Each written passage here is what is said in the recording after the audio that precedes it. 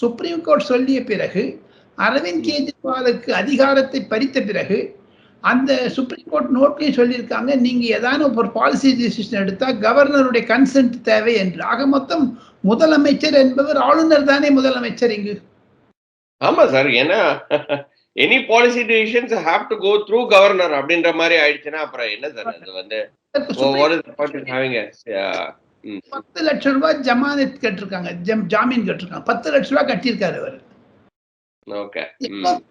அது 10 லட்சம்ங்கிறது என்ன கிரிமினல் மாதிரி யாரும் ட்ரீட் பண்ணிருக்காங்க அப்படியே.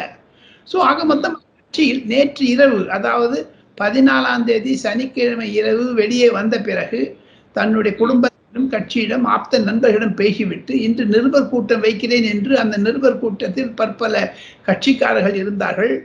அவர்களுக்கு உசுப்பிவிடும் அளவிற்கு நான் 48 மணி நேரம் கழித்து ராஜினாமா செய்கிறேன் என்று